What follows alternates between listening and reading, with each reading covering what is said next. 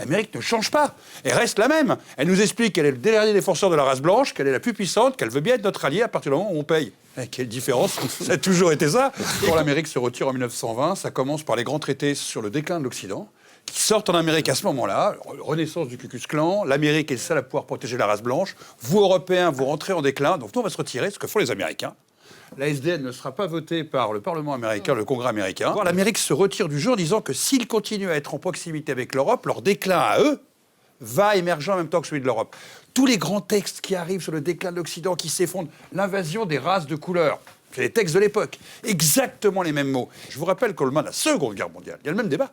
Sauf que vont l'emporter l'investissement européen, l'ONU qui va, d'une certaine manière, création américaine, contrôler tout ça, l'OTAN qui arrivera derrière. L'Amérique trouve une manière de dire, bon, on reste tout en contrôlant le jeu. Quand l'Amérique contrôle tout, elle est d'accord pour négocier avec vous. Quand l'Amérique a une petite chance de ne pas être maître du jeu, non. Et en ce moment, ses intérêts sont ailleurs. L'Amérique dit, l'Europe dans le deal, c'est pas génial, mieux vaut se retirer. Idéologiquement parlant, on va attendre d'avoir des alliés qui nous ressemblent. C'est ce qui se passe idéologiquement sur, tu as entièrement raison, la race blanche. Vous devez la défendre. La priorité, c'est la Chine. Quand vous, les Européens, vous serez costauds, on viendra vous revoir quand vous nous aiderez par rapport à la Chine. Je vous rappelle que ça, c'est l'Amérique des années 20 avec le Japon qui monte. L'Amérique est toujours l'Amérique. L'Amérique ne change pas. Elle reste la même. Elle nous explique qu'elle est le dernier défenseur de la race blanche, qu'elle est la plus puissante, qu'elle veut bien être notre allié à partir du moment où on paye. Quelle différence. Ça a toujours été ça.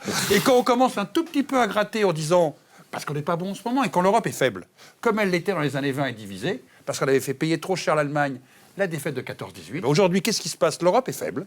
Les grandes puissances européennes, l'Angleterre a quitté l'Union européenne. Par définition, cette faiblesse-là a fait que l'Europe est plus capable de répondre à l'Amérique. Et pourtant, les 450 millions, on devrait être des leaders monde. Ben, quand vous êtes désunis, vous n'êtes pas des leaders.